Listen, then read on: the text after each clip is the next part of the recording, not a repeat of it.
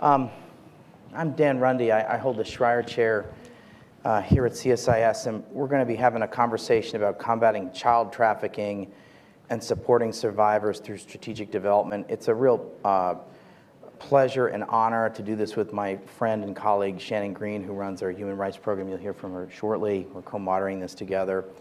I don't think I have to share, I mean, it's one of the great evils of our age is the trafficking in persons.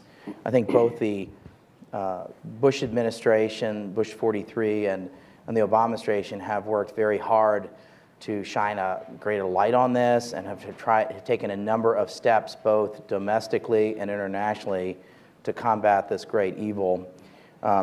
There's some terrible statistics about this that belie the great human suffering that's involved with this. 1.2 million children are trafficked each year. I won't go on. I think most of the people in this audience or in this room are aware of just the gravity of this. We have a number of experts that we wanted to bring to Washington to have a conversation about this, certainly in the context of we had an election last month, and so we're going to have a new government. And so I think at the same time, there's a broad Republican and Democrat consensus that this is a terrible problem. And in both the last two administrations, there have been steps taken. And so I'm confident that there are opportunities for taking yet additional steps to solve this terrible problem. So we have Hillary Chester from U.S. Council on Catholic. U.S. Conference of Catholic Bishops. U.S. Conference of Catholic Bishops, thank you. And then my friend Jean Guerin from Streets from Madison, Wisconsin, had a past life at the State Department. Thanks for being here. So Hillary, I'm going to ask you to go first, and I'm going to have Jean speak as well. And then I'm going to ask, I know Shannon's got some questions and some additional comments she may want to make. Go ahead. Thank you. Thank you so much. My name again, Hillary Chester. I'm with the U.S. Conference of Catholic Bishops. It's not just difficult for me, right? Yeah, so, yeah. The Catholic Church has been really engaged on the issue of trafficking since, I guess, sort of, in a sense, the codification of the law, the actual defining of trafficking as a distinct form of exploitation, a distinct criminal activity. My office, we house our anti-trafficking efforts in our Office of Migrant and Refugee Services, but we work very closely with our sister organizations, the different Caritas offices, which are essentially Catholic charities and development agencies across the globe, the Pontifical Council for the Pastoral Care of Migrant and Itinerant People, and the Pontifical Academy of Social Sciences, which is where Pope Francis asked specifically that the issue of human trafficking be examined and addressed more fully. My organization, we work very much with people on the move, and so here in the U.S., we're working with victims and survivors, foreign nationals, either who came here as part of a trafficking scheme. We've seen many young adults, children, quite frankly, from northern Mexico that are sort of coerced by cartels to smuggle drugs, smuggle people across the border, and then they wind up here in U.S. custody. We work also with children who have been part of labor trafficking schemes. We had some young adults come out of an egg farm that you may have read about in Illinois about a year ago. Specifically targeted because they were children, recruited because they were underage, and there was an expectation that they'd be able to get them out of custody and put them to work. But we also see a lot of migrants, including young adults here in the U.S. who are here without status, which makes them very vulnerable. They are sort of compelled to be in the economy to begin with, and then can fall into trafficking schemes. So the entire process, the recruitment, the exploitation, all takes place in the U.S. And then my counterparts abroad work both with refugees and migrants, migrant laborers, as well as street children in some countries. We had a symposium and a gathering last September at the Vatican to look at the issue of trafficking among street children globally. So thinking about the runaway and homeless youth here in the U.S. who are very vulnerable to sexual exploitation in particular. But then looking at street children in sort of the more traditional terms you might imagine, much younger children living on the streets, often in small groups, and then they are often very vulnerable to sexual and labor exploitation. So we are looking at the issue. We work in partnership, which I think gives us a good perspective on following trafficking, both from source countries or source communities through transit to destination, then often back again. So we work collaboratively when people who have been trafficked, whether in their own country or across borders, want to go back to their home community and need assistance reintegrating so that they're not just re-trafficked all over again. Thank you very much. Okay, Jean, thanks for being here. Yeah, thank you. So my name's Jean Guerin, and I'm now at the University of Wisconsin-Madison, and co-directing a new anti-trafficking initiative there called STREETS, which stands for Social Transformations to End Exploitation and Trafficking for Sex. So we are specifically focused on sex trafficking, and I've had a long-standing interest in child protection globally. I did work internationally at the State Department on broad-based human rights and child rights issues. So what I wanted to do today was just present some ideas that I've been mulling over and talking to a lot of people for over the years on how we could be using technology better to address some of the challenges of child trafficking around the world, and specifically as it relates to the vulnerability of the lack of identity of children, that so many children, whether they're in institutions, they're street children, or they're unaccompanied migrants, what have you, often just lack someone who's keeping track of that, their identity, and they often lack birth registration as well. So my proposed collaborative technology ideas or projects that I think we should consider how we could pull off together, I'm calling Juvenile Life Information Exchange Network, because it's a data and technology collaborative to end child trafficking, but it's not focused on the perpetrators or the deep web or some of the other important aspects of combating trafficking. But it's really focused on at-risk children and survivors of trafficking and trying to improve tracking of outcomes for them and improve service provision to them through that. So here are the various vulnerabilities that in my work at the State Department uncovered. The statistics, they're up there. They come from USAID, but USAID will be one of the first to tell you that they're based on very little and conjecture. So that's one of the challenges I'd like to present as a solution that technology could help us solve by tracking all these different types of children. After working in places like Uganda and hearing the challenges of counting the number of orphans in institutions or the number of street children, or even the number of NGOs working in their country with child welfare. So you've got government officials in places like Uganda, Rwanda, who are concerned about children in their countries and the trafficking of those children, but have no way to really keep track of them. At the same time, you've got social workers, small community-based organizations that are resource poor and are trying to work under very difficult circumstances, and they too need tools to better keep track of the children in their care.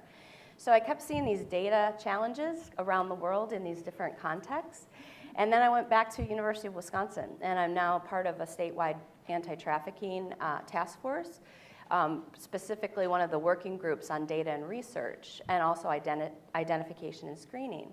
And as I was sitting in these Wisconsin-based meetings with Department of Justice, Department of Children and Families, the service providers in Dane County who provide aftercare services for survivors, all of the same data challenges I saw all over the world were cropping up. Now, they're different because we have more sophisticated systems in this country, but they're siloed, right? Each law enforcement, for example, each police agency in every county in Wisconsin uses their own technology vendors to keep track of their data. So at the federal level, they're are asking for more consistent reporting on trafficking, and they're getting that, but all these different systems being used makes it very hard to share data. And of course, not all of it should be shared. So here is the mandate of that working group, is to identify mechanisms to collect and link data regarding sex trafficking victims across systems through modifications in existing systems or developing of new systems. And it's the developing or modification that I'd like to talk about. And we have some models already out there in the business world, in the technology world. MEMEX, some of you may be familiar with, is housed at DARPA, but it's actually an open source repository of tools for data capture and mapping and visualization, all the things that the sector needs. Some of the collaboration behind MEMEX, again, it's at DARPA on the government side, lots of universities involved in different ways. And then, of course, companies, technology companies and others, and they've come together to think about MEMEC's goal is specifically designed for deep web and online trafficking issues and going after perpetrators of online sexual exploitation through Backpage or other mechanisms. So those are the tools, or that's the goal of MEMEX. And what I'm proposing is a mirror or something similar as it relates to identification and of at-risk children and survivors. So some of the functions of the current MEMEX are data collection, distributed programming, infrastructure, and all of these same functions and tools have potential to be applied on the survivor tracking, child tracking area as well, and may already even exist. And I'm not an expert on MEMEX, so some of you may have some more updates on this, but it serves as a model that's already out there that I think we could replicate to really start getting at these global issues. So some notional collaboration for JulieNet are listed here. And again, these are notional, and it's a hope to that I'm kind of here to try to rally some support and speak to interested parties about bringing tech companies, the private sector, together with various universities. And I have colleagues at different universities who are working with technology in different ways to address some pieces of this challenge. And I think if we came together with some large donors who also are funding different types of technology initiatives. You have MacArthur, for example, investing quite a bit in citizen science and citizen kind of crowdsourcing democracy initiatives and human rights tracking. But those similar initiatives, I think, could be applied to child protection as well. Again, the same sort of functions as MEMEX, but with some specificity and customization for child-specific data capture, improved case management tools that are needed desperately by different levels and different types of organizations around the world, a data gateway for secure but appropriate data sharing as it's appropriate, and then some mapping and analytics as well. And being at the university, my big goal is the research, which is also so lacking in this field, and it's in part because we don't have the data to even start with. Although Hillary and the USCCB Georgetown University has done a great study using some administrative data from them, looking at the capabilities of survivors and their recovery. And that's exactly the example that I think we could do more of if we had these kind of tools. So in Wisconsin, we're trying to get a pilot off the ground to work with the task force to build an open source repository of tools and adapt them to our child trafficking victim identification needs in Wisconsin. By the way, most of the states, many of them have task forces now, but most of them can't answer the question, how many trafficking victims do we have in our state, right? So we've got 50 states, right? And all of these same tools, as I'll show you, that could be developed for our domestic trafficking challenges can be applied to other transnational challenges like the U.S. Central America dynamic of the unaccompanied migrants coming from Central America to the U.S., often trafficked. We're not able to keep track of them right now. They're handed over to uncles and then they disappear, et cetera, right? So we need better tools for tracking them. I was involved in USAID Family First Initiative, which is continuing work, and it was a design thinking exercise we did in Phnom Penh, thinking about the needs for family-based care for children in institutions, particularly. And all of the NGOs in their different ways, well, we need better harmonized data. We need better case management. We need to work, the local government needs tools to track the kids in their districts, et cetera. So there are all these needs for technology, but of course, and there are things being done on a one-off basis by each organization. But I believe we need to invest in a global collaborative to start systematically producing these tools and customizing them for these needs. And the last example, again, was Uganda, and I already kind of spoke through some of that. So my proposed next step, which I'm delighted to be here, and thank you, Dan and Shannon, both for inviting me, but I really think the next step would be bringing together some stakeholders who might be interested in participating in a MEMEX-like initiative like JulieNet, and I'm hoping to do that sooner rather than later. So thank you. Shannon. So both of you spoke about partnerships, and partnership is often thought of as the fourth pillar of the comprehensive approach to TIP. Whether it be partnering with tech companies to get better data or to combat the buying and selling of people online, or as we were discussing earlier in a closed door session, really making sure that the private sector is aware of all the vulnerabilities within its supply chain. It seems to me that the private sector is a really important partner. Yet this field has been in development for at least the past 15 years. So I just wanted both of you to speak about what are some really positive examples of private sector engagement and collaboration, and what are some of the barriers that we need to overcome in terms of building out those kinds of partnerships? Start with you.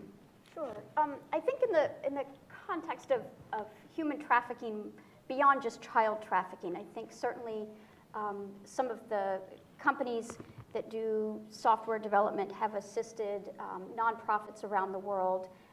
Overseas in Southeast Asia, there's been some efforts at using Salesforce and other kinds of data management systems to help track, to improve case management, to track cases even, so that perhaps when individuals come and seek assistance at an organization and then it turns out that they may have actually been trafficked by the same individual, that information is captured in a way that an individual caseworker might have missed because perhaps they're speaking to different people during an intake.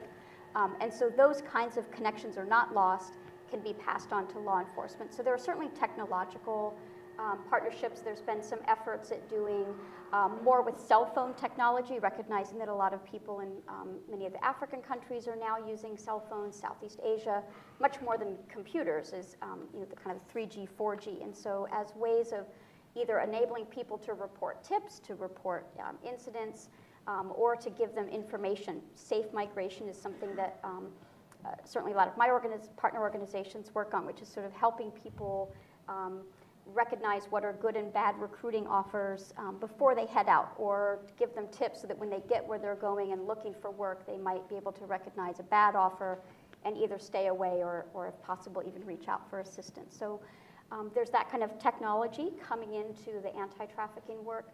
I think, though, certainly the idea of good business partners in cleaning up supply chains is still something that we're struggling with, that we are trying to get more information from large corporations about their supply chains so that we as consumers can make more ethical choices, more informed choices. So people aren't buying products with forced labor.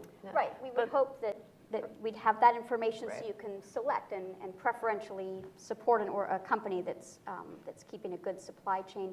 And we get a lot of, we've reached out to my organization in particular, in the fishing seafood industry, and we get some pushback that they can only go back so far in their supply chain, they can't regulate everything, they can't be everywhere. And then some of the sourcing, they say, is just really beyond their capacity for some of the raw materials or the sort of prime materials in their supply chain. So I think that's still definitely an area that not just advocates, but sort of people of goodwill in general should be pushing more for that kind of information, so we can sort of be consumers that are pushing and demanding better treatment for people in the supply chains.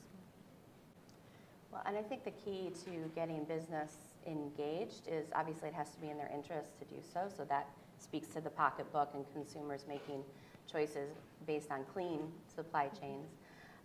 But I think there is really hopeful aspect too, and I think the key is to focus on what that corporate competency is, right? So I think it's it's more attractive to businesses to give what they do, if that makes sense, which is why I think there's so much potential for the technology building, because they're already doing it, and Google already allows its staff to donate 20 hours a month or something to these kind of projects. But at the same time, there are other consortium and coalitions in the tourist industry, for example, and obviously we know they're very engaged in that, and I can't speak to the success of all of them.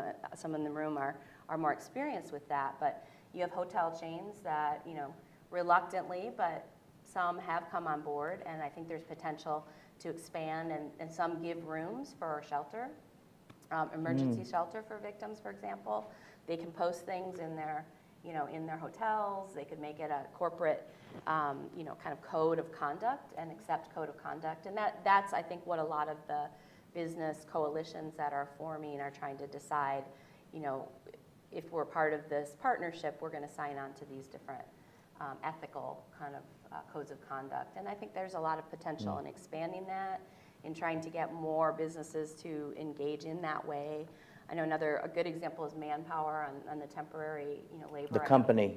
The company, yeah, been engaged because that's what they do, and so they're focused on contributing to the fight with their corporate kind of identity and competency. So let me ask a question. I think we're going to have a new special ambassador to combat trafficking in persons. So if you were putting together a memo for that new ambassador, and we'll have one at some point, what would be one or two recommendations to build on the last two administrations? What would be opportunities to build on of the last 15 years? Because there's been a lot of effort and there's been some progress. There's some gaps. So what would be some areas, what are some areas of, let's call it low-hanging fruit for the next person who is the ambassador for trafficking in persons? Let me start with you, Hillary. We even talked about this earlier, and someone mentioned, and so this is not a unique idea, but I think that office does need a longer-term strategic plan. I think that right now a lot of their funding decisions, where they fund projects, who they fund, what kind of activities they're funding, are driven by the TIP report. And so it feels a little bit year to year to year. And so the TIP report comes out, it highlights the hot Somebody's spots. tier 3. Someone's tier 3. You can sometimes pinpoint it's because they're not getting prosecutions, or it's because there isn't good shelter. So those become the funding opportunities. The issue du jour. And so, and I think they're pretty standard. It's prosecutions, services to victims. So it's not super trendy, but it reflects the rankings of the prior year. And so there isn't. It doesn't feel like there are regional approaches. It doesn't feel like there are a lot of spaces to do really what I would think would be very good collaboration across regions, or really multi-year perhaps projects that are the performance measures are a little bit more longer term, more longer visioned. And I think that would be my recommendation. That's a good one. So speaking of collaborations, one of the things I've always thought is missing is relationships with related areas of practice. So for example, the folks that work on education, whether it be the educational exchange type programs or the kinds of education programs that USAID does, or the entire group of experts who do democracy, human rights, and governance work, and are looking at issues like rule of law and impunity, which are so relevant for this issue, or whether it be people who are focused on women and girls, or even people who are focused on transnational crime networks or countering violent extremism insofar as it relates to terrorist networks. There are all of these connections that I don't think are being made as strategically as they could be. There's a lot of resources, a lot of expertise, a lot of manpower and tactics that could be leveraged to help deal with this issue that right now those connections are not being made. So the person needs to walk through the building and get to know the AID and state and what the opportunities are to collaborate. Exactly. I mean, I think there's a danger in TIP becoming everything and then being nothing, but at the same time, there are push factors that are related to underlying societal weaknesses or grievances that push people into other vulnerable situations that could be addressed together rather than in the silo. And same thing with the pull factors or the facilitative environment. So I would like to see much more connecting of the dots amongst the different fields that are related to TIP. Jean. That was basically going to be my exact point, but especially I think, and this is not the only thing that the TIP office does, but in my experience and focusing on child trafficking specifically, which I think can provide a lot of support and get a lot of people engaged who maybe aren't. But anyway, but specifically on that piece of the trafficking, which is one piece only, there are these great potentials. And when I was at the State Department working on these various issues, it was so frustrating because you had these different offices who, you have child soldiers were handled in the Human Rights Bureau, right? And then trafficking victims in the TIP office. And then orphans and vulnerable children only at USAID. And there's another issue at the State Department related to intercountry adoption, around which there are there's corruption, there can be trafficking. So these are overlapping issues. So you have poor consular affairs, right, trying to handle difficult adoption proceedings and systems in weak countries with weak regulations, who could benefit, I think, from potentially USAID funding some, social protection infrastructure in those countries where those problems are happening. So exactly to your point, and I think especially when it relates to children, it's the last thing people are kind of thinking about, but at the same time, it is low-hanging fruit. I think it wouldn't take much at all, just really talking to each other and saying, okay, here's what we're funding in Guatemala. Okay, well, we have challenges in this way, from the TIP offices or vice versa, and strategically using every taxpayer dollar in foreign assistance and other State Department and Department of Labor programs to address multiple challenges, because we can do that, but it takes coordination. I will say that there was a great development a few years ago in the U.S. National Plan on Children in Adversity, and for the child-specific issue, that was a really heavy lift and came out through a lot of hard work and collaboration across. It was the first whole of government kind of plan that came out, and that exists. There was no money behind it, and I think it's still struggling for implementation. But that's another opportunity that a new administration could seize, I think. Okay, yeah, Shannon. So I want to go back to something that Hillary said, because I think one of the connections that is not being made is between the humanitarian community and people who are looking at providing services for displaced persons, whether they be refugees, migrants, or the internally displaced. And you mentioned a particular vulnerability for people on the move.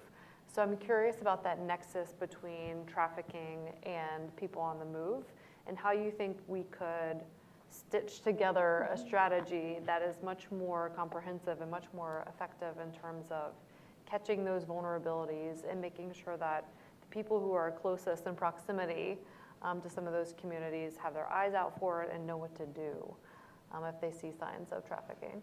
Sure, I think that's my organization in particular, we're very focused on migrants and refugees, and so for us, we've thought about these sort of periods of migration or different sort of places that people can be in a migration journey, that sometimes they are a displaced person, sometimes they're seeking asylum, sometimes they may be trafficked, and I think that when it comes to funding, when it comes to jurisdiction of intergovernmental organizations and NGOs, we think in very rigid categories of, well, I'm a refugee-serving agency. Well, I assist people in seeking asylum, or I, serve victims of trafficking. And the reality is that people are in much more dynamic situations. Most migration flows are rather mixed. People are not just fleeing violence or war, but they're also seeking an opportunity. They intend to work when they get where they're going. And so are they an economic migrant? Are they a refugee? I think that these categories and the jurisdiction of who serves them and what services are available, what protections are available, are becoming they're becoming obstacles to us in this field to really meeting people's needs. And I think that, first and foremost, we should be meeting the needs of people in front of us and sort of not be so categorical. But I think also recognizing that,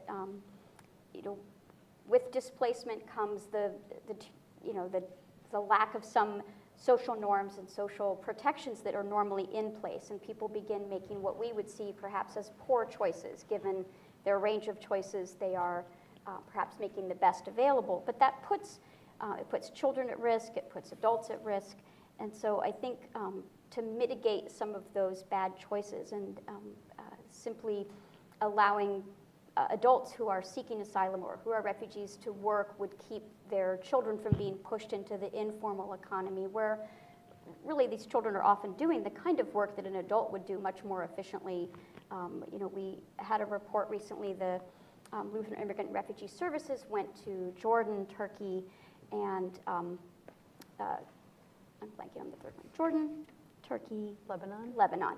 to look at the Syrians who are living now in these cities primarily, but there were children working in agricultural fields just outside of the populated areas in both Jordan and in, why am I blanking on Lebanon? And what was so problematic is that, you know, it's illegal for adults who are Syrian or who are non-citizens to work. So the adults can't go. They would be spotted. They'd be picked up and perhaps ejected from the city. So it's or ejected from the country. So it's a real deterrent to them working for sure. Everyone turns a blind eye to children working. So it's like 8 to 12 to 13-year-olds working in these fields. You know, small hands, less efficient. An adult could do that work, and probably for the same cost to the farmer, quite frankly. And so just real, almost commonsensical, I think, solutions to just letting people remain in what are more healthy and more secure, you know, forms of making a living, supporting their families, even when they're in these incredibly disrupted and unstable situations. Jean, do you want to comment on this? I actually wanted to go back a little more to what you were saying before, Shannon, because I think the other thing that I think a new ambassador or could do with the office, but do more effectively, actually across the building, really, the State Department, is continuing to make those links between trafficking and as a national security issue, right? Because people think of it, I think most people often just think of it as a humanitarian, a human rights, like we have to do this for the moral imperative.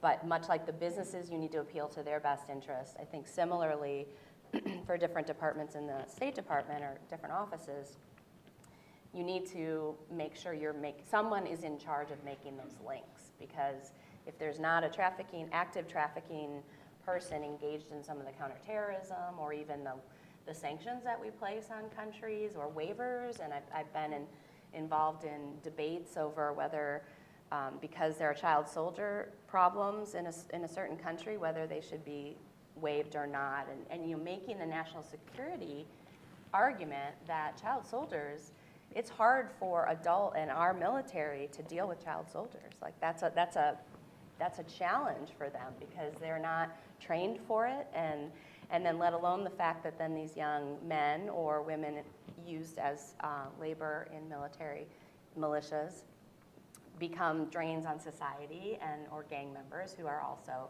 a threat, right? So, and that's just one example. There are ways, and the transnational or the transnational organized crime networks that you referenced as well, they are often the same people moving contraband and drugs and people, and it's all about what's the most lucrative.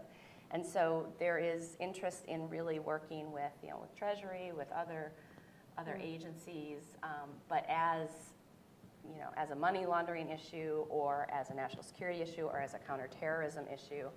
And I don't think generally, because the TIP office, along with some of the other special offices, which I've always worked in, but we haven't always been as effective at making those more Those kind of linkages. national security arguments. So. Okay, could I ask you, either of you, to talk about a good news story? Is there a country where you say, this has been in the last 10 or 15 years, has been an incredible turnaround story, and you have an example of that?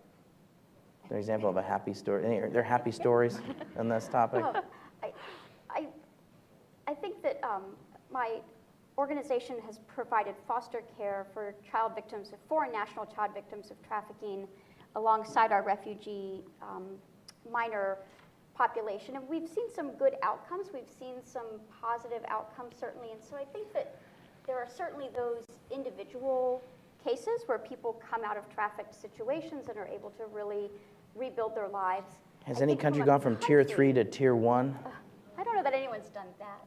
We've been working not so much with child trafficking, but working with the Apostleship of the Sea, which are port chaplains in Thailand the last couple years, and helping have these port chaplains who are in the ports, who can get onto ships, who are able to bring fishermen who are not citizens of Thailand back to their port centers where they can get online, they can use the computer, they can call their families.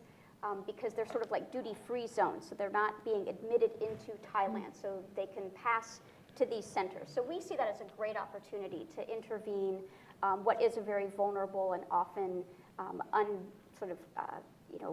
people can't contact these fishermen when they're out at the boat, so they're really isolated. So we see these port chaplain as a first kind of contact. So we've been building their capacity to recognize trafficking, to be responsive to trafficking. We've been doing that for about 2 years. The Thai government was intrigued by this, and now the last year has been having our port chaplains alongside their staff training their port inspectors. They've increased the number of port inspectors. They have our port chaplains sort of speaking more from a humanitarian, more of a human rights perspective.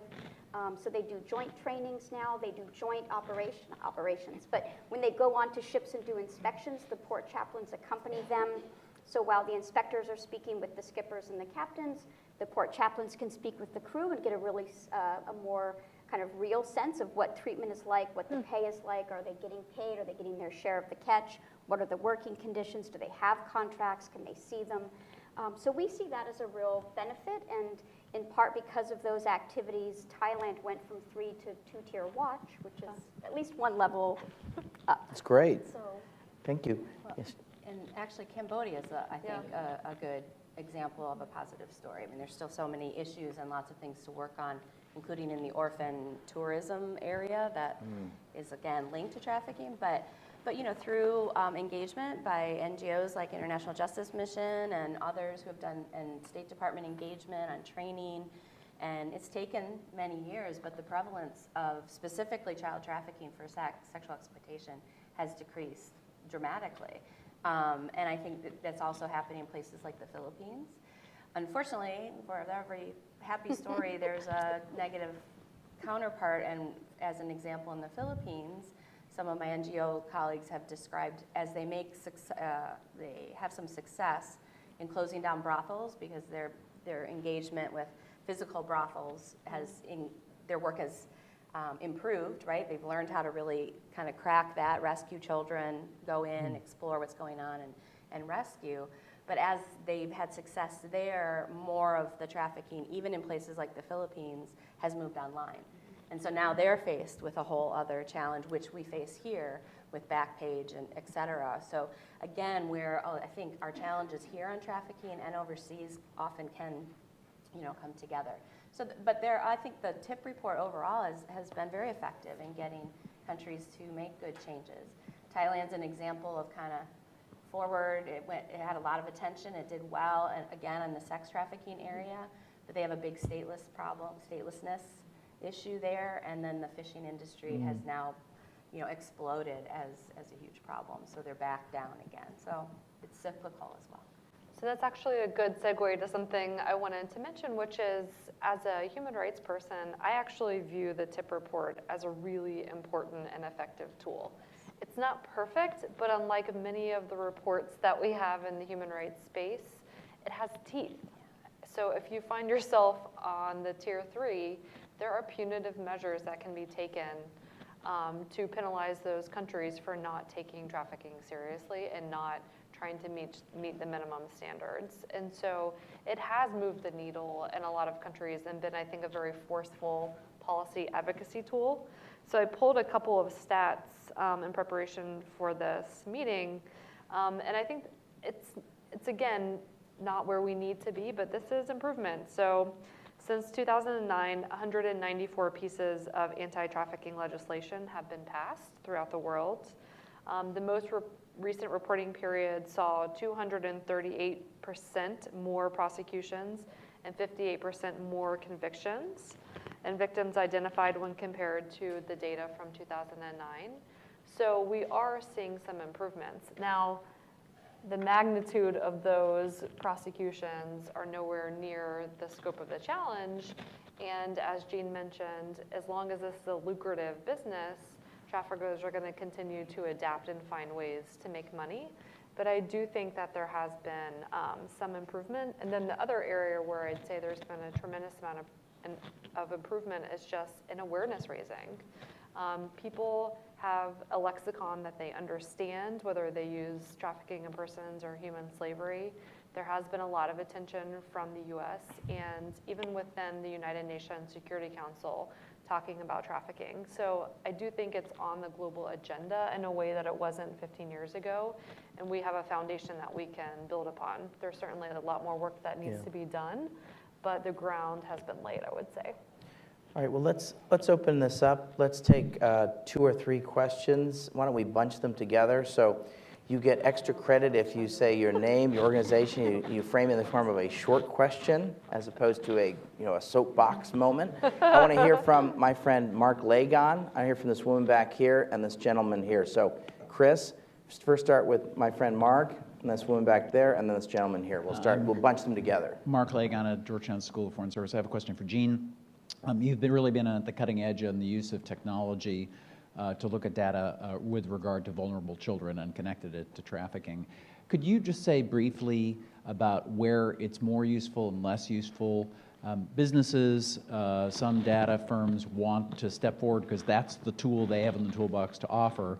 But, because of the danger of sometimes having a hammer and then going and finding a nail because you have a hammer, what is data and that technology more useful for or less useful for, in your view, on child trafficking? And I'd welcome, Hillary, your views on that too. But let's get a couple more first. This woman here, please. Hi, I'm Christy Gilmore. I'm actually with the Office to Monitor and Combat Trafficking in Persons, and I'm afraid I'm going to do the soapbox thing. But I just wanted to. You get credit as long as it's short. You can keep it short. I just wanted to respond. I really appreciate you guys setting out an agenda and suggestions specifically for our office. And I just wanted to mention 2 things to complement actually what you've said. One is a good news story case in relation to the TIP report is the Philippines, and the Philippines was ranked Tier 1 for the first time in 2016, and the only country in the area to do that. That, of course, despite moving from the brothel, kind of setting to online child sexual exploitation, which many of our friends work on, including IJM in the country, it's about the government's response, which has been really, really tremendous. Okay, and then the other thing is just in terms of partnership and investing in long-term strategies that you spoke to. I don't know if you're familiar with our Child Protection Compact partnerships, the first of which is in Ghana. It started in 2015. It's a much bigger investment in a country. It's $5 million in foreign assistance over the course of 4 years. And that will continue, hopefully, to be done in more and more countries. So I just wanted to mention that. Thank you very much, though. Thank you. Chris, this gentleman up here. Thanks. Thank you. Harold Vaughn. I'm involved in some work with the Rotary Club here and in Bangkok. And the issue that's come up is a changing environment, particularly in Thailand, but also Laos and Cambodia and so on. And part of the difficulty of knowing how to apply that information to strategies is it's not always consistent. We get one set of information from the embassy, another set of information from a group called the Alliance Anti-Trafficking. Some overlap, but there are differences too, so trying to sort that out. So basically my question is, what are you aware of in terms of a changing environment, particularly in Southeast Asia and Thailand, that causes us to reconsider many of the strategies we've been trying to apply? Thank you. Okay, so we had 3 interesting comments and questions. And please let's make sure we cover all of them. So why don't I start with you first, Jean? Yeah, to Mark's question, I think you certainly don't want to use any technology out there for an inappropriate use, right? But I think in this sector writ large, there's need for mobile apps, really simple child record management for small community-based organizations. Again, there are systems already built out there. It's just an issue of customizing for that purpose. But then there are needs for data sharing, data gateways, et cetera. So I think the key to doing this well is getting multiple types of technology companies together with different stakeholders who are all working on this issue at different levels, from government, our state task force, or government of Uganda, for example, ministry officials, with service providers, NGOs, different types of NGOs who work with different types of vulnerable kids, from orphans to judicial, juvenile justice issues, and bringing them together and saying, okay, here's what we need from the service providers, and let the tech companies hear that. And I think we had this collaborative mechanism, then you'd start matchmaking, right, partnerships, and make, other projects would flow from it. It's not one massive project, it's just a collaborative mechanism to match up the kinds of technology input that the companies might be able to give and apply it to this sector. Because social workers don't talk to technology guys, and even bridging that language gap, I think, is a huge step forward. Do you want to reflect on either the gentleman from the Rotary Club or Yeah. our friend from the State Department? Sure, I think, well, thanks for the State Department. That's great news, and you guys are doing great work, so just keep at it, and I wish you all the best. I know how hard it is. But to the Southeast Asia question, I think I can't speak to the details of any of those countries, which I used to follow much more closely. But I think it is always hard to get real information. Again, real data. It's difficult to understand trends. But one of the things in Thailand, and I think it impacts the rest of the Mekong region, are that trafficking it's not static. It's different in each place. You have different scenarios of how people are trafficked. And you have still hot spots of the sexual exploitation and movement. But then you have, for example, like the Rohingya and the Burmese going into the fishing industry and having these slave ships, right? And so there are these different types of trafficking, and then there's labor and sweatshops, et cetera. So it's complex, and it can kind of ebb and flow. But the other issue that has been close to my heart for a long time, which I think underpins a lot of the trafficking that happens of various types in Southeast Asia, is statelessness and undocumented kind of migration, right, or unsafe migration. And that's an issue that some policy changes could really have a big impact on, and the Thai government is working on that. They're trying to get citizenship for the people that have been born there and living there for generations, but it's a slow process, and it needs to move faster, and I think we still need to be putting pressure on the Thai government to solve some of those structural issues that cause some of the trafficking problems. Hillary. So the question of data, my first thought is that one of the best uses of data is to have sort of pattern recognition that an individual would normally miss.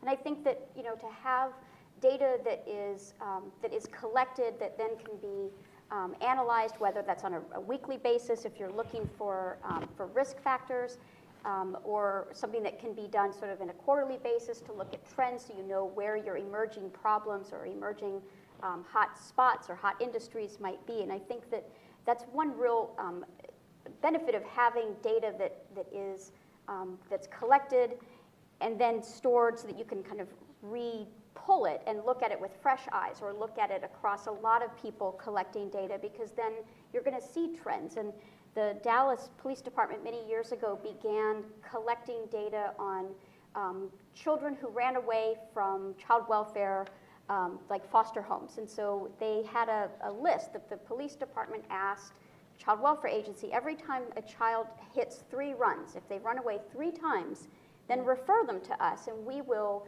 look for that child in a way that we wouldn't normally have looked for a 16 or 17-year-old running away for the first or second time, because they had recognized among children that they were at the time arresting for prostitution and solicitation charges, that those kids had, when they ran sort of through their data, found that they had been reported missing or reporting as AWOL from group homes or residential treatment centers. And so I think that on its own, nobody would have recognized that clear pattern if it hadn't been collected at some point. Then it became a predictive tool, and then they could more earnestly look for these kids that they knew were at particular risk. And I think that was a really smart use of data. Do you want to comment on the other two? Sure. Either Sure. So our friend I, from the State Department as well. I hadn't thought through the project in Ghana, and I think that I appreciate those longer term. I think of that more as the kind of work USAID or even Department of Labor with their child labor initiatives do, and so I think that's an exciting development, so I'm happy to hear about that. And I think I misunderstood Mr. Vaughn's question, or thought of it more as an ecological when he said environment, because I know that the environmental changes, particularly in parts of Southeast Asia, are impacting people who are working either in agriculture or in the fishing industry, which is driving people moving either out of more rural into urban settings, which puts them at risk for different forms of exploitation, driving people to go seek work on long-line fishing boats where they're out to sea rather than being able to sort of leave from their home port, fish, and come back in and sell their product. And so we certainly see ecological change, environmental change in that regard as a real sort of heightening vulnerabilities and risks. And it's something that when people are thinking of development projects, how can you help people adapt what their livelihoods are to changing environments so that they can stay put and aren't pushed into these more marginal settings where they're more at risk. Dan, on the development approach, I do feel compelled because nobody from USAID has spoken up. USAID really did, under my predecessor here, Sarah Mendelson, make great strides in elevating and integrating TIP. So one of the things they did in their 2012 policy was to say that trafficking in persons should be integrated into other development activities as well as be a standalone area of investment. So Southeast Asia in particular has been an area where USAID has looked for ways to do TIP as sort of a standalone set of programs, looking at the drivers and the factors within those areas, but also how to apply other kinds of development resources to deal with some of the underlying factors that make people vulnerable to trafficking. So I thought that was worth mentioning. Thank you. Let's get two more comments or questions from the audience, if we have any. Yes, this woman here, please, and this woman here. These two. Name and organization, if you have a question or comment. Okay, hi, my name is Maria Kaloff, and I'm a graduate student at American University. I also work at CFR, not related to this at all. And my interest is in counterterrorism, counterinsurgency. So my question falls along those lines. Can you discuss the similarities and differences between child trafficking by terrorist organizations and by organized criminal organizations? Excellent, thank you. And this woman over here, please. My name is Amy Oda. I'm a master's in international development candidate at American University. And my question is really just, how do you combat trafficking without making life worse or more difficult for the victims? In a lot of cases, when there's a crackdown on trafficking, you mentioned you knock down brothels and then it moves to the internet. So how do you combat trafficking without pushing the victims into worse conditions? So Shannon, can I ask you to first reflect on this first really interesting question, Yep. and also welcome the other our two panelists to reflect on both of on the others as well. But Yep. let me first start with that first question. So I think, as Jean mentioned, there is emerging evidence that the same networks, the same traffickers, the same routes, the same mechanisms and tactics are being used to traffic a variety of contraband.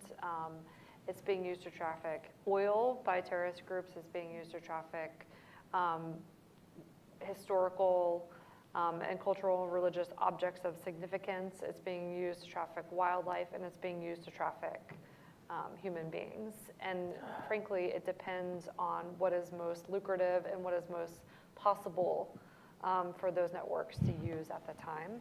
So we are seeing quite a bit of overlap in the organizations that are doing the trafficking. And depending on what they have access to and what serves their interests and how they can make money and what pressure they're feeling and what points of access they have, we are seeing a lot of overlap in terms of the kinds of organizations that are doing the trafficking. And I think that's where you can start to make that argument, which is that terrorist organizations are trafficking in human beings as well as in all of these other kinds of materials in order to fund themselves. And that is a national security reason why you would want to crack down, at least on that aspect of trafficking. Can I ask our two guests to reflect on the second question in particular? Let me start with you, Nicole. Hillary. Sorry. It's a tough question. As a service providing organization, we provide services on behalf of Health and Human Services here in the U.S. to victims and survivors. We also, again, have our foster care program, which is much more long-term. It's very difficult to, it's very difficult because when people are coming out of a trafficking situation, obviously they have some immediate needs, and those are generally the ones that service agencies are in place often to meet those kinds of sort of the immediate needs, like basic needs. Not often, but there are shelters, not always enough, but in places where there are shelters, we can often get housing pretty quickly. We can get them in to see a doctor and get whatever lingering medical issues or urgent medical care they may need. We can, get them clothed, fed, try to put them in touch with their family if that's a safe option.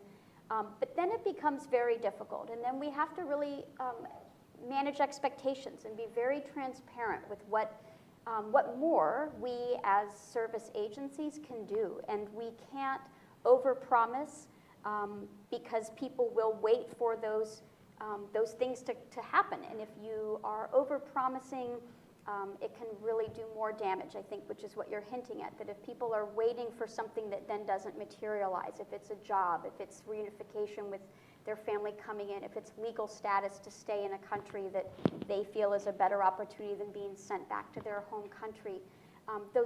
Those things don't always work out. There are a lot of factors that play into whether those things will work out for individuals or not.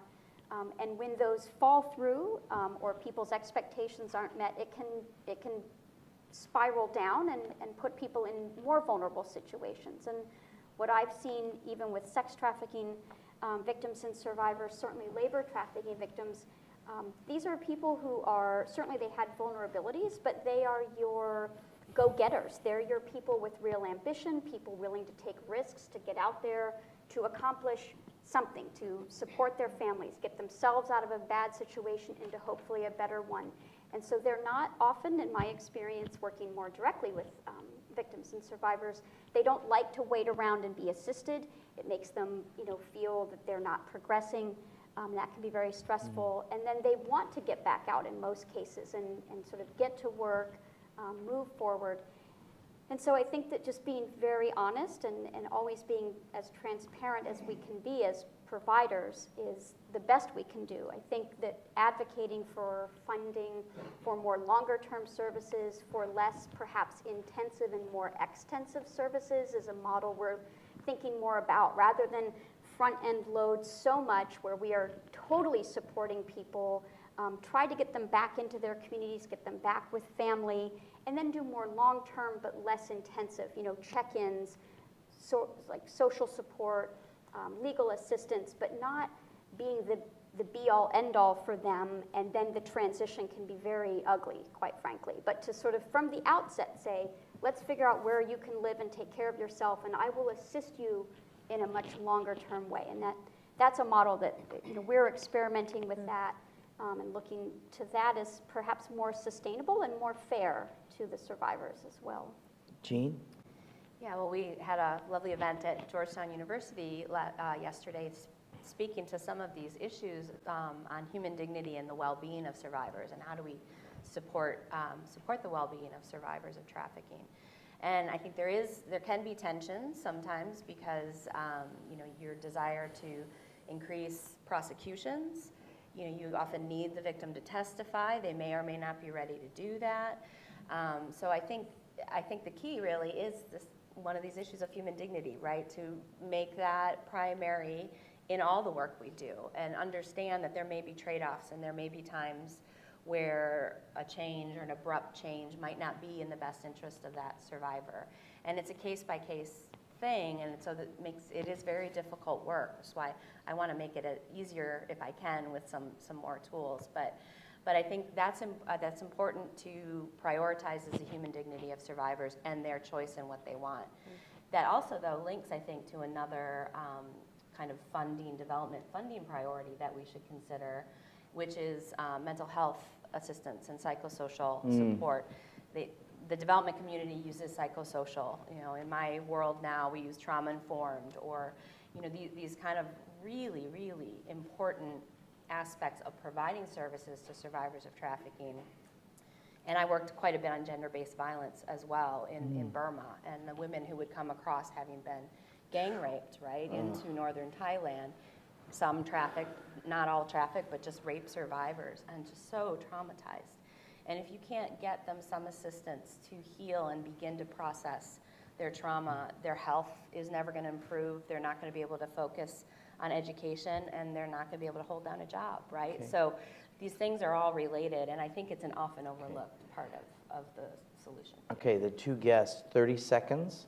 What are you optimistic about? I mean, this is such a downer of a topic. I mean, this is a really tough topic. So tell me, leave us with something that you're optimistic about for the future, because this is tough stuff. So, okay, Hillary. I would say that having now been in this field for a very long time, I am now hearing from survivors who are doing really well.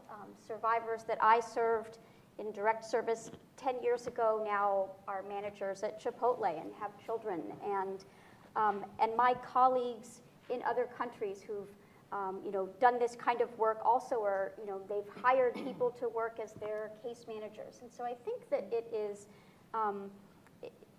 is a devastating crime against an individual, Yeah, and their dignity terrible. is sort of what is the most attacked often.